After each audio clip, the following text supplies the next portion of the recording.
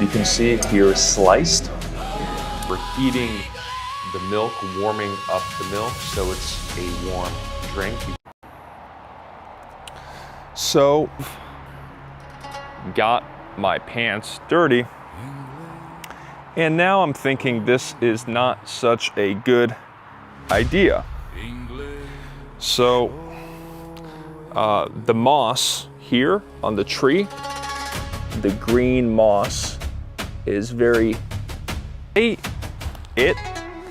by ear. Look how deep the leaves are here. Look at this. These are the stairs, which we saw earlier, going up the hill, all the way up. The lake, it is raining, so I will get going. I have a class soon. So thank you for your time and see you next time. Bye-bye.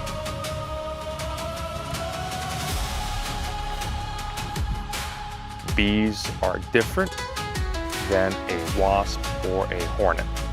And I also wanted to share a 2-week boot camp that we will start. The vocabulary from the videos to practice their writing in the comments.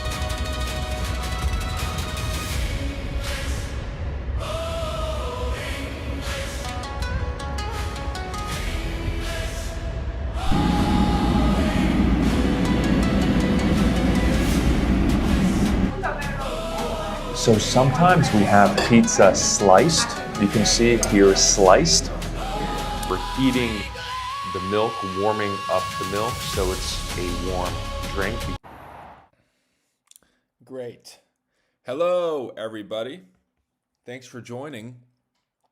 Hopefully you're able to hear me and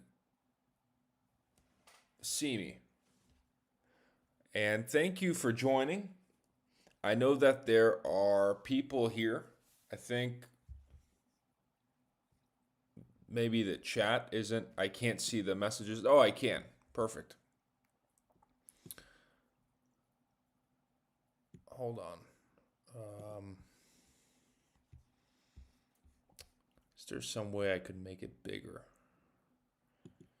Oh, I got it. Okay. Julia. Okay, I still haven't read the book, though. Busy time for me, unfortunately. No worries. Thanks for joining. The book I finished, and it was good. Good book. Hey, Mara. Mara's here.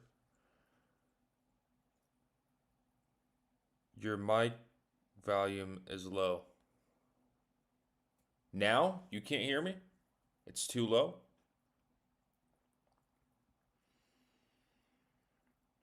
Is everybody can't hear me loud enough? Mara, can you hear me? Is it loud enough?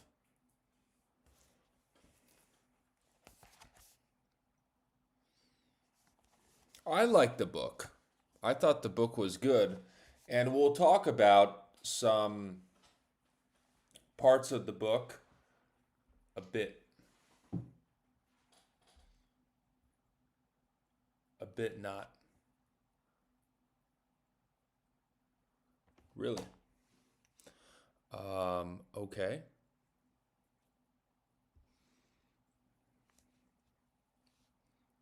Not too loud. Is it too silent? It's too quiet? Now, not loud enough? Is it not loud enough?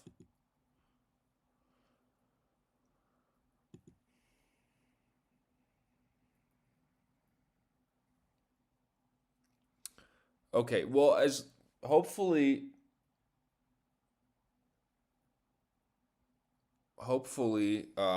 you're able to, but I can still hear you. We don't have the same taste, unfortunately. Okay, so I don't know why. I don't know why that's happening. Could be that I need headphones. It's always like this. Oh, okay. When I listened back, it seemed normal. It seemed like about the same as it was. So that's interesting. Okay, but let me listen to myself. It seemed normal. It seemed like about the same as it was. So that's interesting. Okay, but let me listen to myself. So for me, it seems like a good volume. For me, you have to turn your volume up. Turn the volume up. I think it's perfect. I mean, um, I just listened to it on my phone. I would try headphones. It might mess up my mic setup. So that's why I don't want to do it now. But maybe next time I could try headphones so I could get the better sound quality for everybody. But I'm happy we read this book. And so we're done with this. Those people who didn't read it um, can catch up. I definitely recommend it because it's a good progression from this, this, and then this. And then we're going to do next week, we're doing this. Next week is April. April. What is next? Next Tuesday is what? Next Tuesday is April.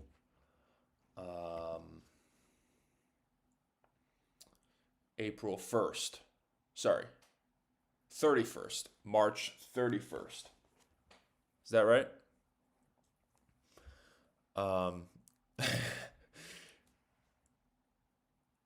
Might be our PC. How weird is it to hear your voice recorded? It's normal. I think it's normal now. I got used to it. At first, it's strange, I think, for everyone. My volume is at maximum. Yeah, I knew it. March 31st. Okay, yeah, so thanks. So March 31st, the Tuesday, we'll do the first of this. I saw, by the way, Mara, I think you commented that your book is arriving on April 2nd or between April 2nd and April 7th. So you might miss the first part, which is okay. You might miss the first part. So, you know what? We'll just do the first two chapters. We'll just do the first two chapters. And then, yeah, we'll do the first two chapters of the book so that those people who don't have the book, they're not too behind. So we're doing, for next week of this book, we're doing the first two chapters until chapter 3. So I circled it until page 17. It's not a lot. So if you want, you can read another book. You should read another book probably because this is not a lot of reading. But read the first two chapters so that we can discuss something next week. And then we'll read more for next time. I just want to give a chance for people to catch up if their book doesn't arrive in time. Okay. Hey, Valeria. Hey, I just joined. Hi, your photo is lovely. You look great on the boat in your marine outfit. Thanks. Yeah, that's AI. But I thought it was good for The Old Man and the Sea. And then Jemrev wrote that it's The Young Man and the Sea, or The Young Man at Sea. So I thought that was good as well. I didn't respond yet, but Jemrev, if you join, I don't think she's here. Thanks. So, by the way, just to clarify, this is the Oxford Bookworms. Where is it here? Oxford Bookworms book. So it's not the official Sherlock Holmes book. It is rewritten by Claire West, retold by Claire West. This is a level 6.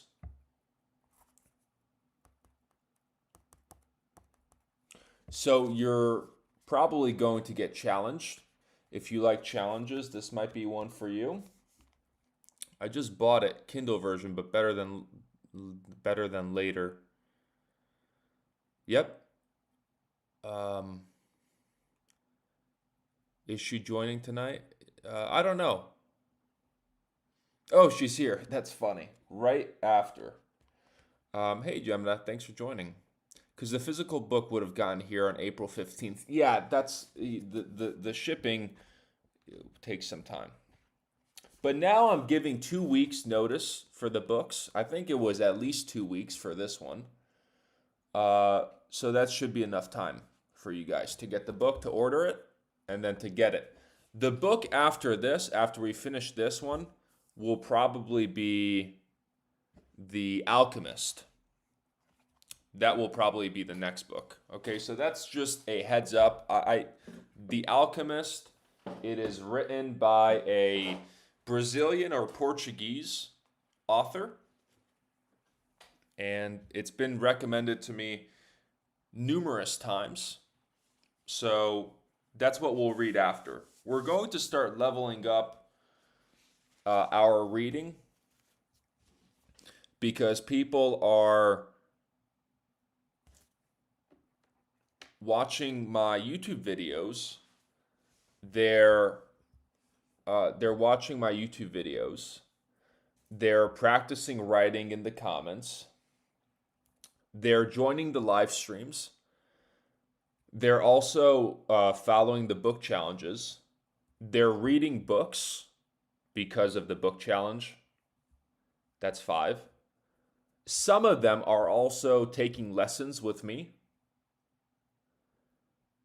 And outside of those 6, some people also have a vocabulary list, and they also do shadowing work, and they do pronunciation work by themselves. So we're getting to the point where I think some people are starting to level up. They're starting to make progress, those who are consistent with their English. And actually, some of them who have booked lessons, I've noticed over the months them getting better, which is encouraging.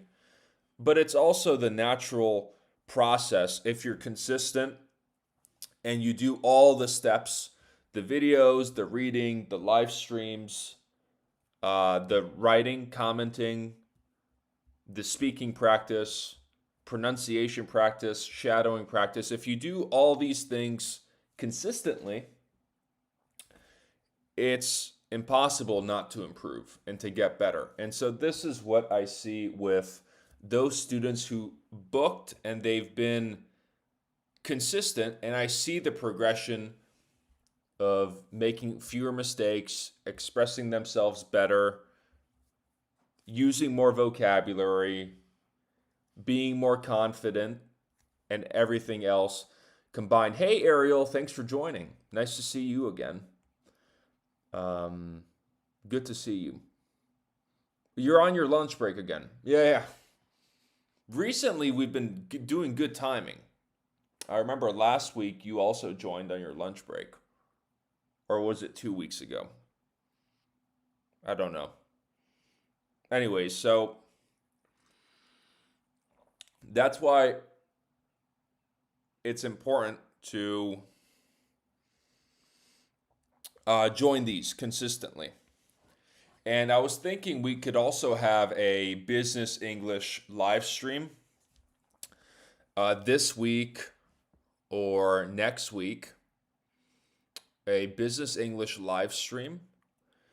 You know what? We'll do it this Thursday. So in 2 days.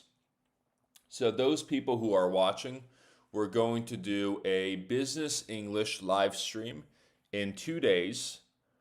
And we're going to talk about the fundamentals for business English, the different topics, for example, real estate, sales, e-commerce,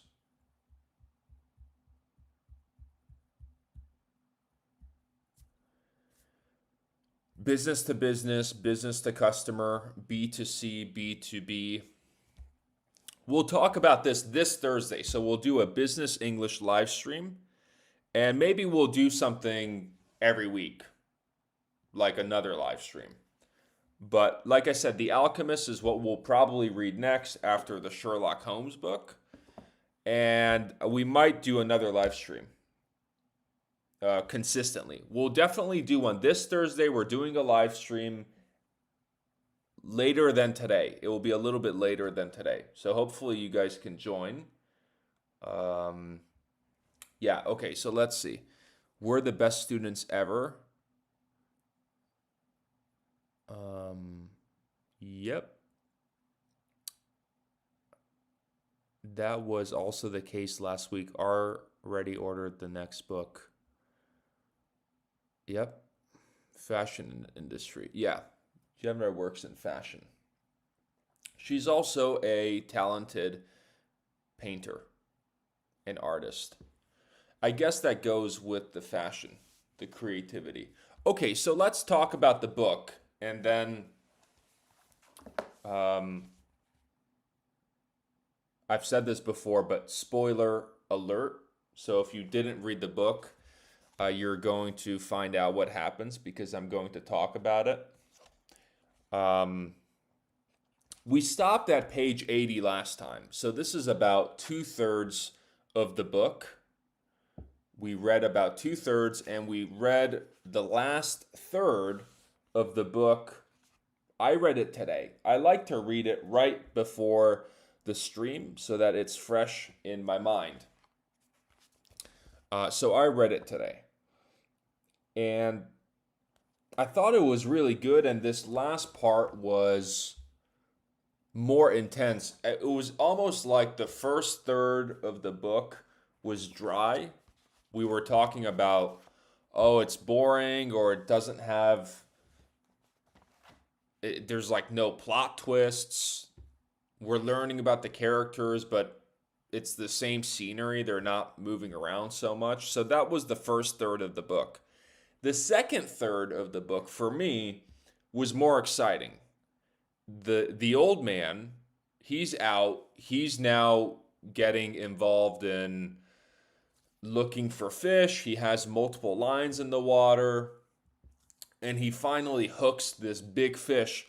It's funny, I thought it was a tuna because they were talking about tuna this, tuna that, and tuna is a type of fish. And then, I don't know if I said this in the live stream last week. I might have said this in the live stream, but I thought it was a swordfish. I might have said that. It turns out it's neither. And maybe he mentioned this already in the book. We say it's a flat story. Okay? Do you say that? Is that Italian? Flat story. But on page 107, he says it's a marlin. A marlin is like a swordfish. If you look up a picture of marlin, I'll show you the word so you can look this up. Marlin. That's the fish that he caught. And this is the fish from the front cover. For me, that looks like a swordfish, but it's a marlin. So that's the adjustment I want to clarify. If I might have said swordfish in the last stream. So it's not a swordfish. It's a marlin. It's different. I looked up the differences. Apparently the swordfish has a different shaped spear. And this one is also a different shape, the spear here of the fish. So apparently that's one of the differences.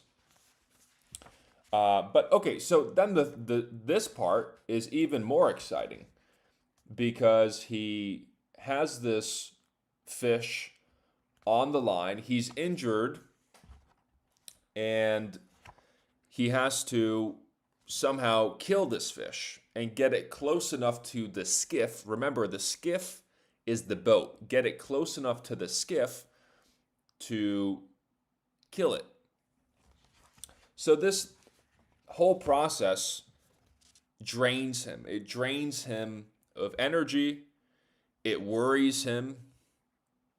He speaks a lot to himself. If you read this, especially this last part of the book, I noticed he's talking a lot to himself. He's talking to the fish as well. I actually, now that we speak of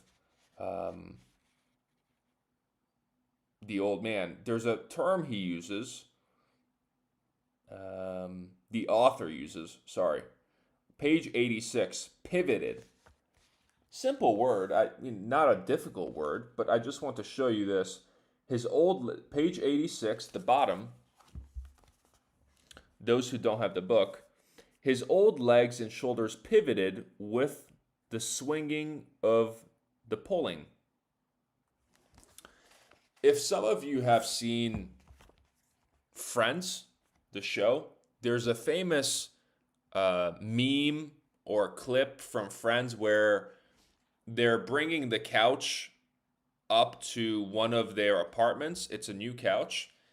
And they have a staircase that has a 90-degree angle turn. So you walk up the stairs, there's a platform, and then you walk 90 degrees. It's a right angle. We say right angle. And the clip from Friends is they're bringing up the couch, up the stairs, and then Ross, one of the characters, he says, pivot, pivot, meaning to turn on one angle, to rotate on one angle, the couch. So that I thought about that, but pivot is a great term if we're describing how he's getting pulled on the boat and his shoulders are pivoting, his legs are pivoting, so he's turning on that angle. Are you going to make a video about the fishing stuff as well? Great idea, Mara. You know, I used to fish a lot. I think maybe I spoke about that in my older videos. I used to go fishing a lot. Now I don't fish anymore. And I think I would need to get a fishing license, but I'm open to go someplace that maybe as a one-day thing, go fishing, and then film it, and also rekindle my love for fishing. So that would be good. So thanks for the recommendation. I think that's a terrific idea. Pivot, pivot, pivot. Shut up, shut up, shut up. Is that the clip? Did he say shut up? I don't remember. But that's funny. I remember I did see that, and so that's a funny. I think at the end they end up dropping the couch a bunch of times, and it's all beat up, and then he tries to return it. I know Friends is a classic for learning English, so never finished in my life. Oh, never fished. Sorry, never fished in my life. Fishing is fine, I think, if you eat the fish. Otherwise, sometimes you fish and you catch a fish. The fish swallows the hook. Just like in the book, it talked about the hook. The hook goes into the fish's mouth, but sometimes the fish swallows the hook, and then you can't get the hook out. The fish dies, so you might as well eat the fish. So if you're fishing for fun and you're killing fish just by accident, it's maybe not the best practice. Yeah, Chandler says that. I mean, shut up. Uh-huh. I'm giggling for the scenes of Friends. It was really funny. I learn it by ear. By hear. I learn it by hear. By heart. Oh, by heart. Uh-huh. Really sorry, typo. You can do it at Istanbul at the Galata Bridge fishing video. Good vibes. Oh, in Istanbul I can go fishing. Yeah, I might go to Istanbul. Istanbul is in Turkey. I might go to Istanbul and go fishing, and then film the video. That's good. That's a good idea. Thank you. So, okay, yeah, just one more thing, just to stick with the book. Page 89. I was reading this, and I thought, is this even a word? Try to see. Do you think this makes sense? I underlined it here. I'm tireder than I have ever been, he thought. Notice than, not then. Than. I'm tireder. Wouldn't we say more tired? I'm more tired. I'm tireder. So tireder is apparently, because I looked it up, a informal, less common usage. So when you come across things like this, it's worth double checking just to look and see, is this correct? Now with AI, it's easy to look up tireder. We would say more tired. Alex. Hello. Thanks for joining. More tired, I would have said. Yeah, exactly. Strange, right? So remember, this is from the 1950s, but also it's representing an old man from Cuba who's a fisherman. So maybe the author is also using vocabulary, for example, and while we're reading this, throughout the end of the book, we start noticing he doesn't have a lot of water left, and he feels lightheaded. He feels dizzy. While I was reading, I was wondering, is he going to pass out? So that could also be a factor that the author is putting this kind of vocabulary into the story to make us realize how he's mentally tired, he barely slept, and he's been fighting this fish for days. So I don't know, was it 3 days, or I don't know how much time it was. Did anyone else finish the book, by the way? Just want to make sure. Did anybody else finish the book? It's like funnier and more fun. Or sorry, funner and more fun, isn't it? Yeah. Maybe the writer is in a C. C2. No, he's American. I was reading about the author. At the end of the book, there's this about the author section, this page. It's just one page. And apparently he was born in Illinois. Let me show this, because people might say Illinois. Hold on.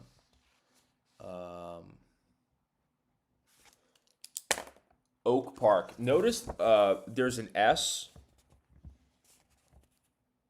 Illinois. We say Illinois. Oak Park, born in Oak Park, Illinois. So he was born in Illinois. He actually served in Italy during the First World War, the Italian front. He got injured. Then he was in Paris. He lived in Paris. Then he lived in Cuba. He went to Spain and Italy and Africa a lot. So what an interesting life he had, and very notable author. This is the first book of his that I'm reading. So I thought it was good. Okay, let's go back. I keep digressing.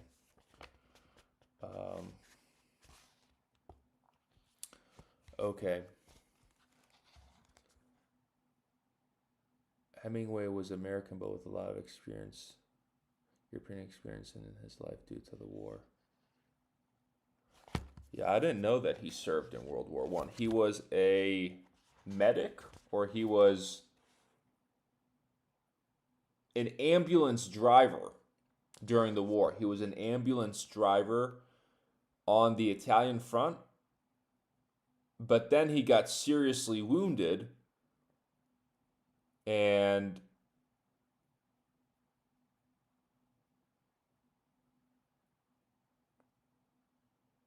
I think then he left Italy, or I guess it doesn't say. I guess after that he went to Paris. So he got seriously wounded or injured.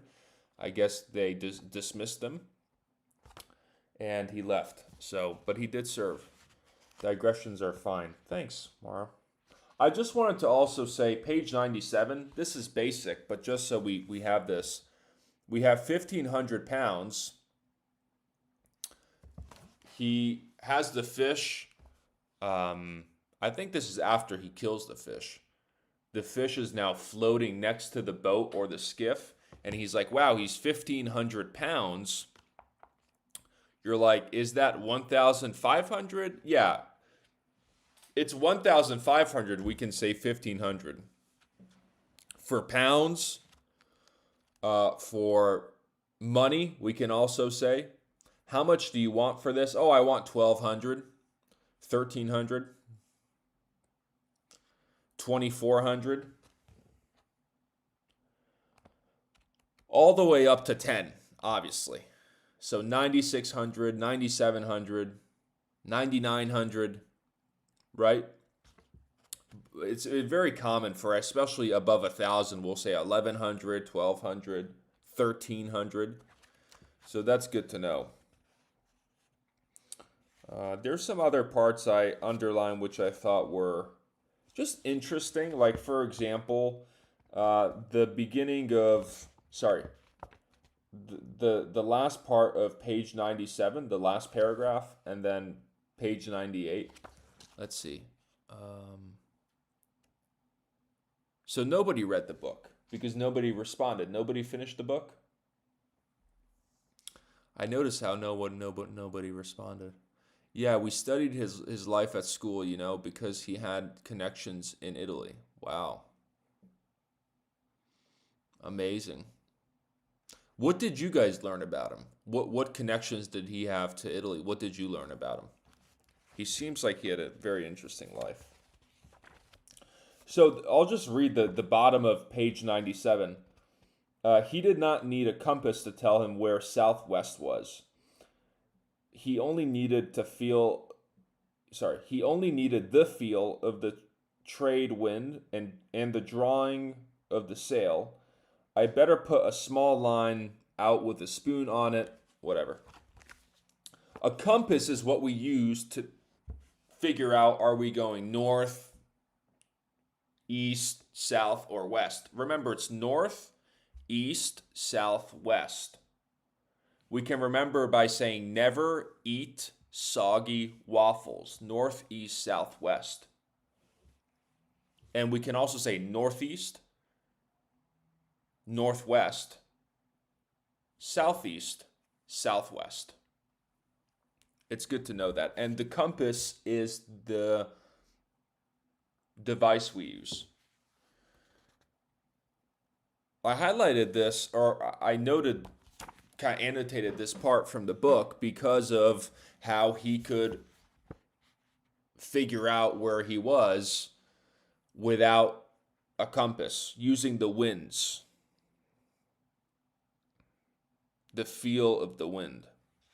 So this was, after many years at sea and fishing, he got a feel for the direction of where he was headed and how to get back to shore, which is quite amazing. He is an old man, though. Honestly, I went and read the final sentence. Just the final sentence? Oh no. Oh no, Mara. He was serving during World War I and he stayed here many years. I actually don't remember everything, but I do remember I used to study him at school. Yeah.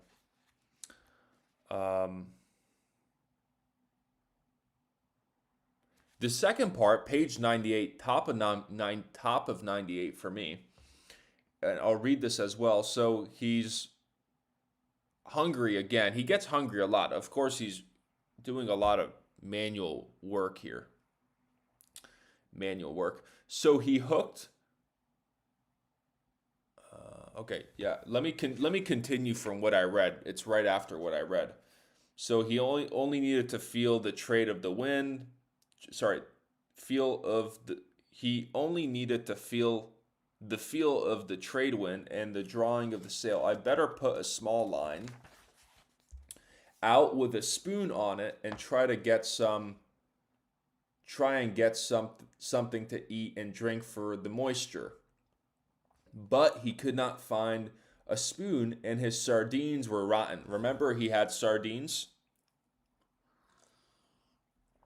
Now they're rotten. This is the part that I liked.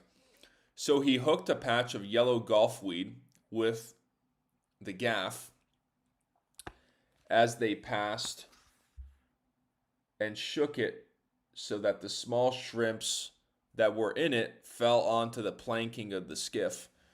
I remember throughout the book, especially this last part, he has this yellow gulfweed, which I guess is just floating next to him.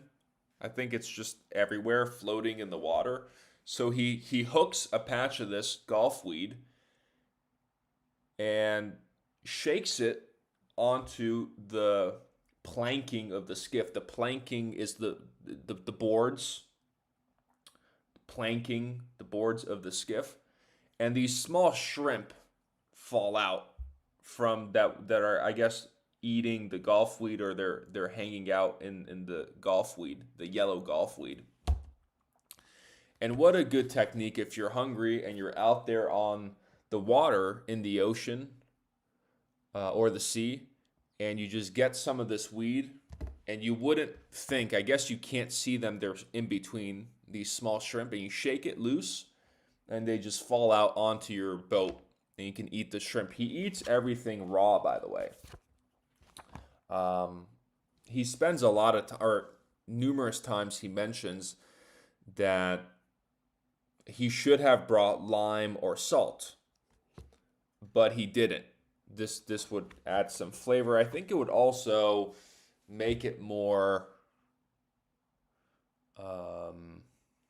It would make it safe to eat the raw fish, if I'm not wrong. One time I had raw tuna, but it was soaked in lime and lemon juice and salt, I think. And then they said it was safe to eat. So I don't know if that's how that works. I don't eat much fish. That's why I read this book. I'm sorry, but I have 15 more pages left. No worries. You're almost done, but I'll read them all, I promise. Did you like the book? Not that much. I see. Yes, 30 years ago in Italian. Does it work the same? I don't think so. oh, you read it 30 years ago in Italian. Does it work the same? Yeah, I don't think so. Yeah. I agree, Valeria.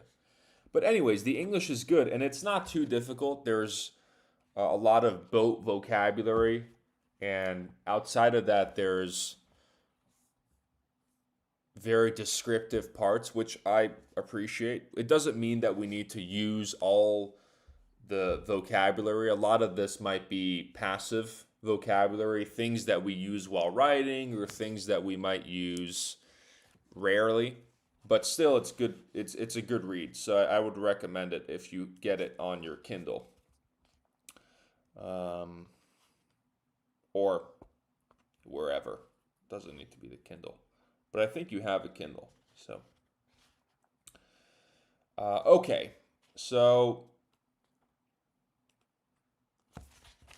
let me move because we have some pages left here. I want to highlight the important parts. Okay, let's see what else we have.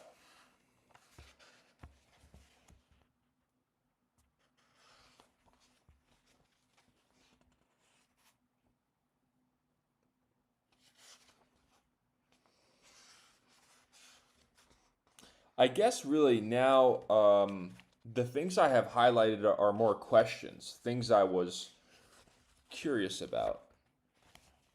Given the fact that I only read the book, or I'm the only one who read the book, I'll talk to myself, but also get your opinion on it because based off of the characters, we can think about these questions. First and foremost, on page 116, we have, and he's talked about this before in earlier parts of the book, but we have 116 in the middle. We can see I highlighted this part here. I'll read this and talk about it. I have all those prayers I promised if I caught the fish, he thought. But I am too tired to say them now. I better get the sack and put it over my shoulders. Then he talks about later that he sinned by killing the fish.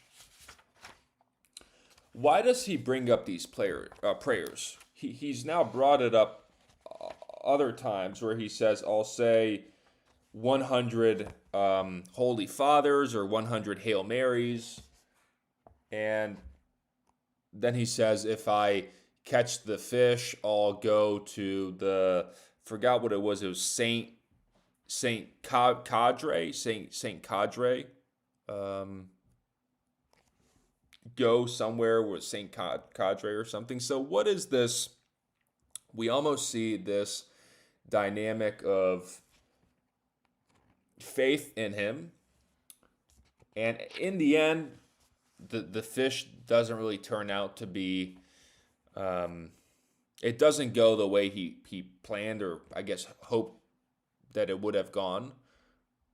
The sharks eat the fish. That's basically the spoiler. He's going back to the shore, and he has these sharks trailing behind. Of course, the fish is so big he can't pull it onto the boat, so the fish is bleeding. He killed the fish. The fish is bleeding, and he's sailing back to shore. The sharks are coming. He kills a couple sharks, and there are just so many sharks, incredible amounts of sharks. And he has different weapons. He had a club at one point where he's hitting them. He had a knife attached to his oar, and then he had a harpoon. He had different weapons that he's beating these sharks with, but by the time he gets back, basically the only thing left are the head of the fish, the spear, and maybe just the bones. I think everything else is chewed off. The sharks ate it. So didn't really pan out the way I guess he would have liked, obviously. But he has this dilemma where he talks about, did he sin? He's not very religious, but then he talks about these prayers. It's interesting. So something to think about and something to perhaps analyze Then later, page 120, this is like towards the very end of the book. Let me show you. 120. This is Mara. When you get to these, you can also think about these. And maybe next time, I know we're going to be reading a different book, but next time we can quickly discuss it. It's nice to talk about these just to see what other people have to say, what they think about it. So, nice try. It's quite boring, but I remember there were many descriptive parts. Yeah. It's quite boring. Yeah. Okay. Okay, page 120. The bottom part. I'll just read this bottom part.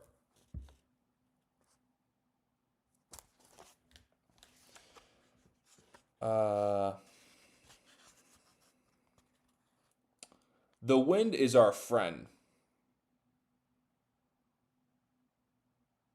Okay, this is as he's approaching the shore. So he's accepted that the fish is gone. Basically, he tied the fish to his boat.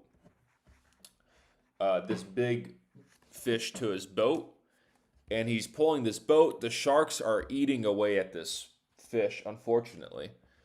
And he suffered a lot. He has a cut on his forehead. His hands are all cut up from holding the line. And he's sleep deprived, malnourished, exhausted. And he can't. At one point, he was counting how much. He's like, oh, it's 34 cents per pound of the fish. And he said, this fish, remember, it's at least 1,500 pounds. So you can do the math. In Cuba. And back then. So, anyways, so he already knows all this stuff. He's almost back at the shore. And he says, the wind is our friend anyway, he thought. Then he added, sometimes, and the great sea with our friends and our enemies. And bed, he thought, bed is my friend. Just bed, he thought. Bed will be a great thing. It is easy when you are beaten, he thought. I never knew how easy it was. And what beat you, he thought. Nothing, he said aloud. I went out too far. When he sailed into the little harbor, the lights of the terrace were out, and he knew everyone was in bed. This is a question I would have is, when he says to himself, what beat you? He thought, nothing, he said aloud. I went out too far. And he says this before as well, when he's returning back to shore, is he says he shouldn't have gone out this far to go fishing. He went out far. And also the fish pulled him. Is that really the mistake? Do you think? I don't know. Just something to think about. Is it that he went out too far? Was that why he was beaten? Or was he beaten at all? Did he lose? Was he defeated? There's these analogies he talks about, and comparisons and almost wordplay. At one point he says, a man can never be defeated. I think he said he can be destroyed but not defeated. I think that's the exact quote. But it's somewhere in the book. I remember just now that we're talking about this. I didn't underline it, but there's a lot of interesting parts here in the book. Let's see. The one thing I like about his book, that it has loads of new words that I didn't know in it. Plus, I like to learn how to describe things properly, but I think that almost all books do. This book was written during the 60s, so it might have old-fashioned vocabulary, though. Yes, it does, and I appreciate it. I think 50s. I think it was written in the 50s. Yeah, actually, I thought it would have more old-fashioned vocabulary. It's not so much compared to I was reading Walden.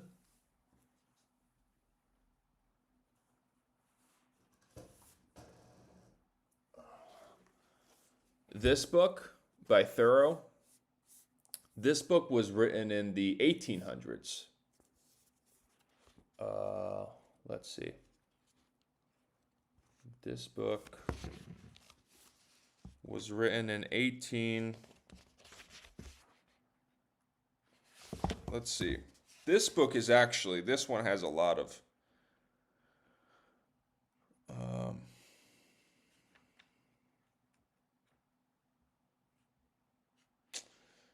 Okay.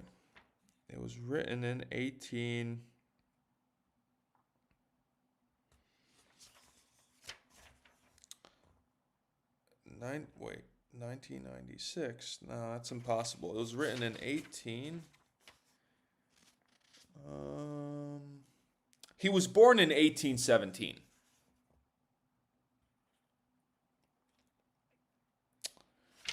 The author, Thoreau.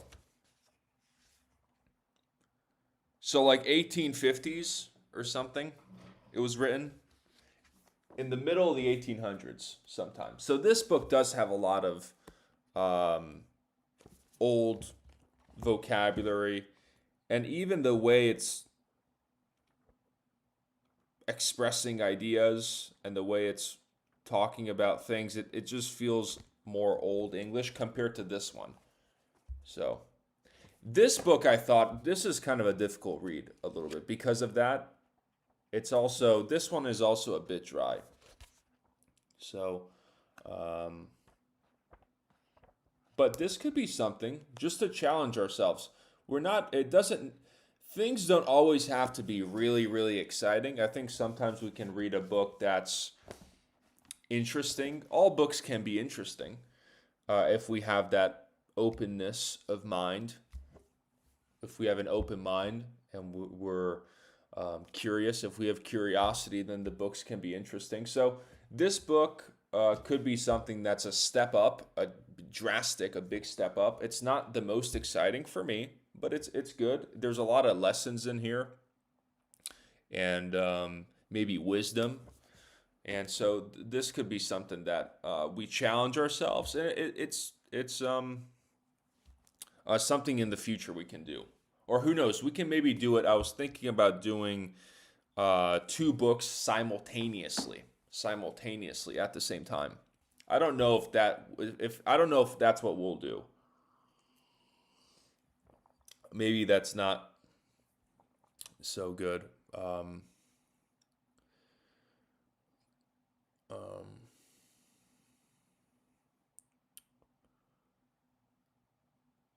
That on-air sign is really cool. Thanks. You know, Mara, it lights up, but the light's so powerful that it just disrupts all the other. It disrupts the camera, so it's too bright. But anyways, it's fine like that. I'm excited to read a detective story now. I love Sherlock Holmes. Me too. We should honestly, it depends how everybody likes it, and how I like it, but we should get a real Sherlock Holmes book, not Oxford. This is fine, Oxford bookworms. It's fine. It also has a glossary at the end of the book. So it has vocabulary. You can see here. Accomplice, affection, ain't, attic, boarding school, boxer, cab, case.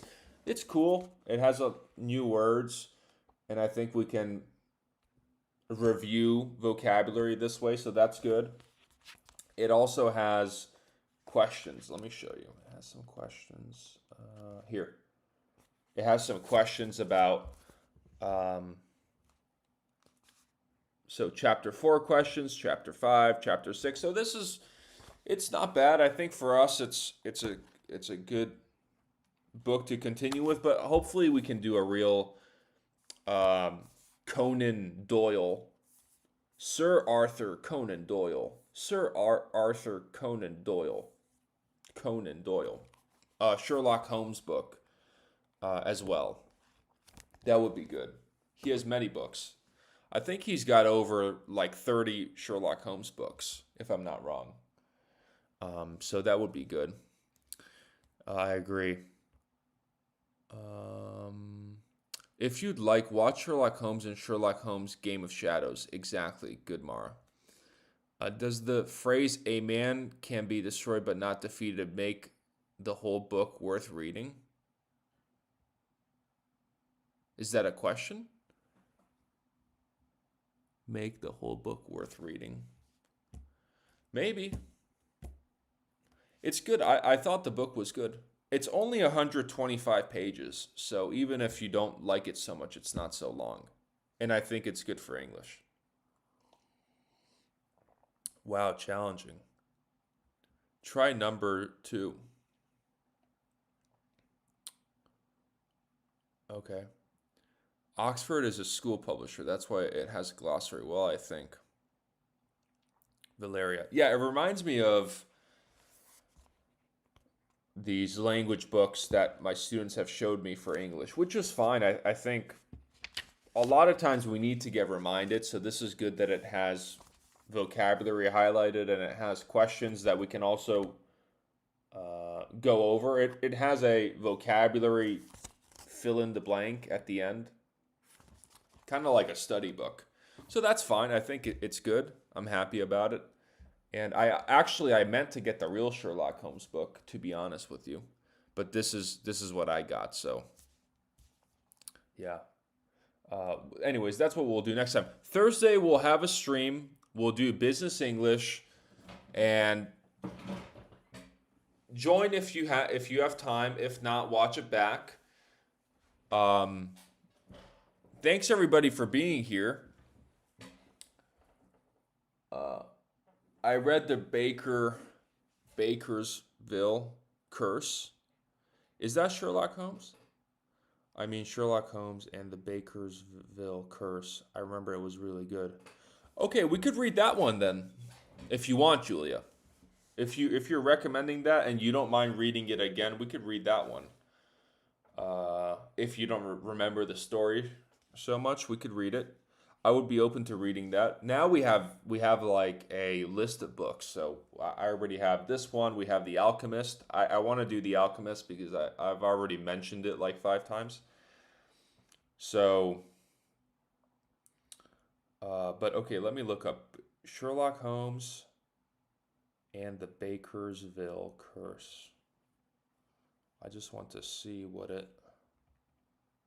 Sherlock Holmes and the Bakersville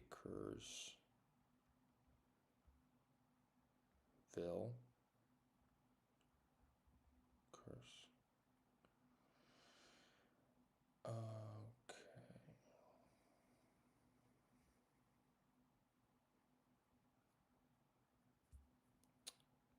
There's a show? There's like an old cartoon about Sherlock Holmes. The Hound. I think it's... Wait, did you... Wait.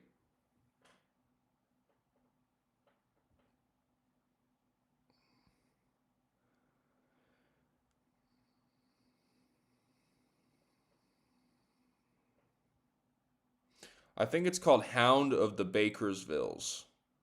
I think that's the book. Yeah, I will be waiting for the next stream. Thanks, Gemda. Hopefully you'll be able to join on Thursday, this Thursday, if it's not too late. I might have to do it later. I definitely want to do it this Thursday in 2 days, but I might have to do it a little bit later. I know you're ahead of me with your time zone, so hopefully you'll be able to join. If not, you can watch it back.